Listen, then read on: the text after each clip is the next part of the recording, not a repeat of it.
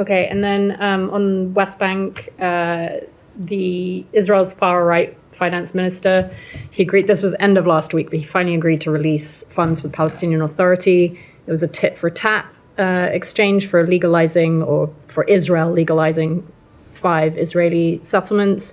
Do you have a comment on this kind of tit-for-tat engagement? Is that something that the US would tolerate moving forwards? If there's anything that belongs to the Palestinian Authority that should go to them, what's your comment on them saying we'll only do it if we legalize settlements? So first, on the issue of correspondent banking, our view is that ultimately these are PA funds. These are funds that belong to the Palestinian Authority, and so we, of course, welcome reports that Israel will extend the correspondent banking relationship for 4 months and to release a portion of the PA's clearance revenues. But our call is for Israel to extend correspondent banking for at least 12 months and to release the rest of the withheld clearance revenues as well. It's important to remember that the viability of the Palestinian Authority is essential to stability in the West Bank, which in turn is essential to Israel's own security interests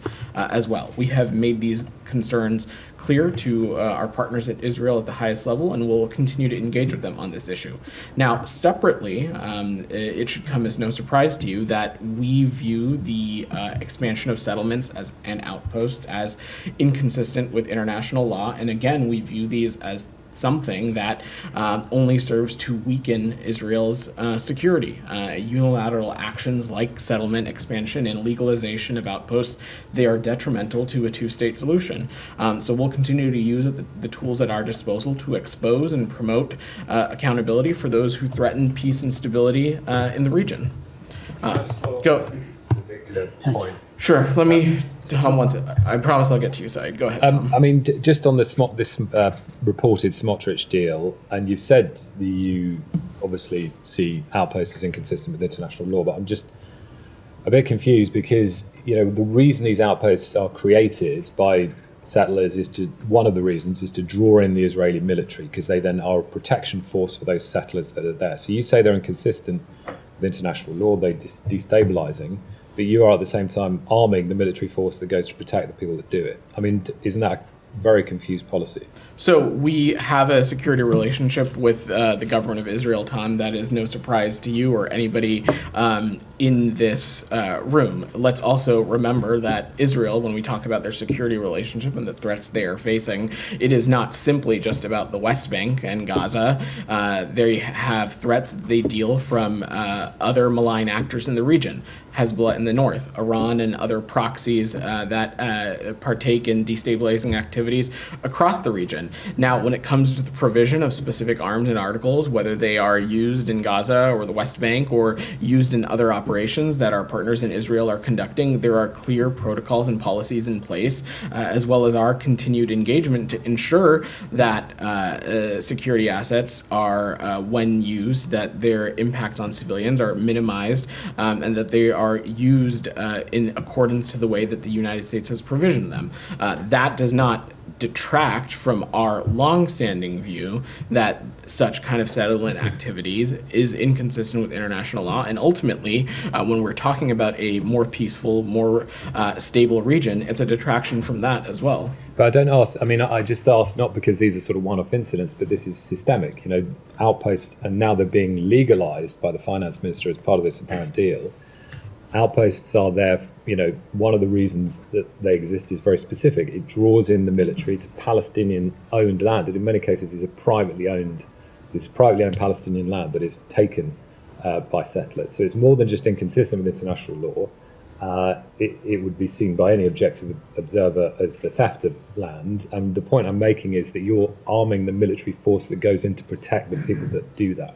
So when it comes to the oversight of the security assets that we provide to any country, including Israel, there are, of course, accountability measures and protocols in place to ensure that such assets are used responsibly. And but those protocols are not obviously in place for these particular actions, because it's been going on for years and years. And now you have the Israeli government actually, as part of a deal, not to withhold, correspondent banking, which is Tom, I Paris stood agreement. But I've stood been saying behind this this has been going on podium. for years. These are not individual incidents. This is something that. Tom, I stood behind this podium a number of months ago to talk about how this administration used the Leahy Law to look into the use of American security assets in particular units that may or may not have been operating in the West Bank. So I don't want to get into a back and forth on the specific provision of arms because that's a level of technical detail that we're just not in a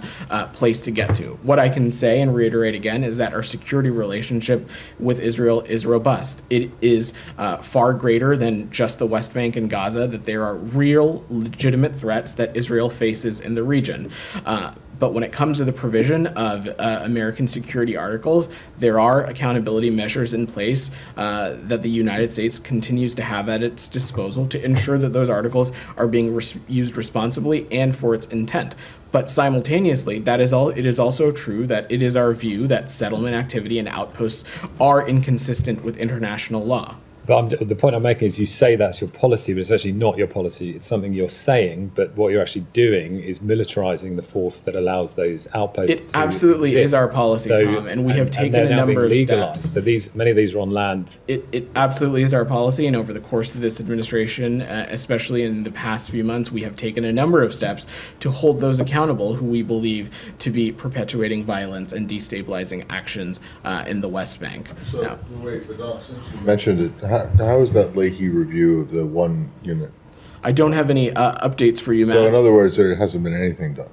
That's not true. That's not true at all. That's not true? When I stood behind this podium and They talked about haven't it, been given a clean bill of health or given, given a that I don't know, particular red unit, notice or that whatever they particular call it. unit, it continues to be under review. But on that same for day, how long has Matt, that been please under don't review now? interrupt me. Hold- That Come same on. day, I also talked about a number of other units in which, consistent with the memorandum of understanding that we have with Israel, we worked to identify issues and remediate and rectify those problems, so the security relationship with those particular units could persist. The point that I'm long- making is that we have levers at our disposal. Okay, how long has it been since that's been under review? Yeah, It for would- that one unit? It would have been a number of weeks, and I don't have any A updates number of for you. weeks. Well, that could be like 52, that could be 100. It was not 52. I believe No, we I know, last talked but it's about more this. than a month. Sure. I don't have any Definitely more updates than for a you. month. The point that I'm making, Matt, Okay, is that so where's the accountability then? we have a number of tools at our disposal, and you have Mm-hmm. seen this administration utilize them when it comes to Okay, the government what of have Israel. you utilized? What tool have you utilized so far, other than the 2,000-pound bombs, the suspension? We What just else? were talking about how we used Leahy vetting, but beyond that, there But continue you to be didn't other use- processes. You haven't used Leahy vetting. You haven't suspended Because anything. consistent with Leahy vetting is identifying Okay, paths to so- remediation So and rectifying that problem. what other accountability measures have you used, other than the one small point that shipment of weapons that has been held up? Matt, what I else said has was there that been? there are levers at our disposal, and we have What- spent okay, a number what are of they? times talking about them. The CHURG process is an example. The what? Leahy process, the CHURG. Yes, Don't act okay, confused. We have yes. talked about No, the no, CHURG no, process yes, a number of okay. times. And the here. Leahy process. The Leahy and process. the Leahy process has resulted in what Matt, so far? the point of the Leahy process and consistent And the with TURG our process. memorandum What of has been the understanding. result of that so far? Consistent with the memorandum of understanding that we have with Israel, we had worked to rectify and remediate those problems. The point to Tom's question was that we have tools at our disposal for the responsible use of their security assets. That does not detract from our long-held belief that settlements and outpost activity are inconsistent with international law. I think Vedant, the problem is that what he's raising and what a lot of other people are raising is that yes, you do have these levers, but you're not using them. We're also not going to speak to active and ongoing deliberative processes from up here. Saeed, go ahead. Thank you. Before I go to Gaza, I just want to follow up on the West Bank to Tom's question on the settlement. Is there any evidence, do you have any evidence that the Israelis listen to what you say, your expression of displeasure with the settlement and so on, let alone heed your warnings and so on this settlement? Has there been a shred of evidence over the past so many months? You've spoken against the settlement and the spread of settlement. Do you have any evidence that they actually said, okay, now we better stop because the United States is getting angry? I'm not going to speak to private diplomatic conversations, Saeed, but over the course of this conflict, when we have raised things with our partners in Israel, they have heeded our feedback, and I'm not going to parse it more specifically than that. But this is actually, that's a physical thing that you can point to.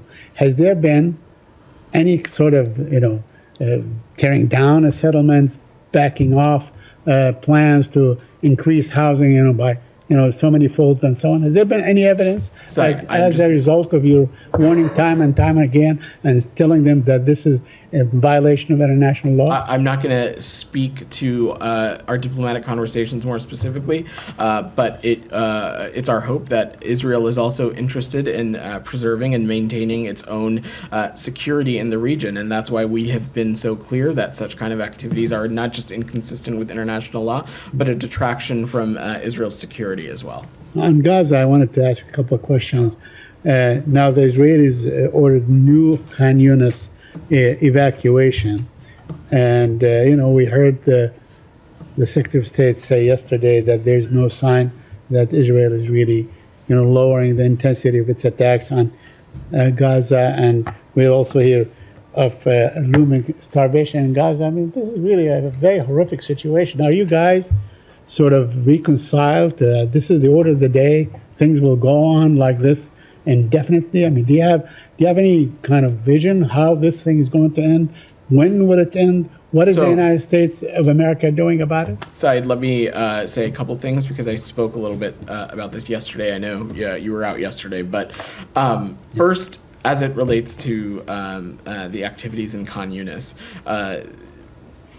our viewpoint continues to be that any kind of forced displacement or forced relocation of Palestinians, of course, would be inconsistent with what the United States wants for the region and inconsistent with the principles that the Secretary laid out. That being said, it is, of course, Israel and the IDF has a right to defend itself from terrorism in accordance with international law. And as it is conducting these operations, it is fully appropriate for them to warn and encourage evacuation of civilians from potential areas where they may or may not be conducting operations. But specifically in Khan Yunis, we have seen Hamas moving back into areas previously cleared by the Israeli military. And yet just yesterday, we understand that Hamas fired 20 rockets at Israel from the East Khan Yunis region yesterday. Of course, how these operations are conducted matters, and Israel needs to take every feasible precaution to protect civilians in their operation. But more importantly, Saeed, to your point about when will this end and when will this conflict end, let's not forget, and I think too often in this room we tend to find ourselves forgetting that just a number of weeks ago, the president laid out the tenets of a ceasefire proposal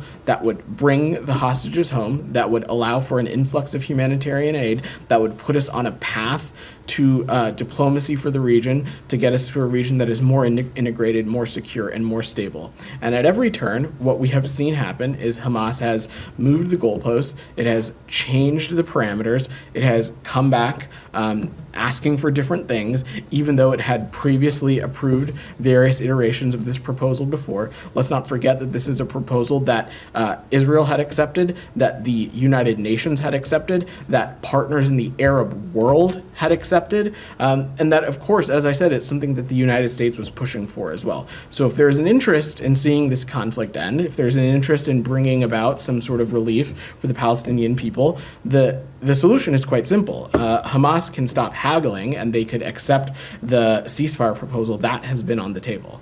But can you tell us that with certainty that Israel accepts this? Israel itself have we heard the Prime Minister of Israel say? Israel itself said that it accepted the proposal that the president laid out. Did the Prime Minister say that himself? They did. Did he say that I accept this proposal as submitted and approved at the Security Council at the United Nations? Said, I'm happy to help you look at Google after this and look up who in the Israeli government did or did not say things as it Let me relates ask to you the proposal. one last But question. I just want to be very clear that this is a proposal that Israel itself has said that they supported. All right. Go ahead. Let me ask you one last question on wounded Palestinians telling the BBC, more wounded Palestinians telling the BBC that they have been held as human shields and so on. Are you aware of these reports, and do you have any comment on that? Sorry, could you be a little bit more specific about what you're referring Well, to? there were reports by the BBC that more Palestinians, I mean, we saw this, I guess, 10 days ago and so on, when the Israelis strapped a wounded Palestinian in the front of a Jeep. Now, it seems that this is basically was used time and time and time again. I was wondering if you are aware of these reports and if you have any comments. So on those this specific practice. reports, Said, we have seen those disturbing reports in the video. The Israeli military and the IDF itself said that it was investigating the incident and that what was portrayed in those videos did not reflect its values and was a clear violation of its orders and procedures. I will let them speak to that, but we call again Israel to swiftly investigate and ensure accountability for any abuses and violations. And we'll continue to make clear to the government of Israel that there are, of course, expectations to behave consistent with the law of armed conflict.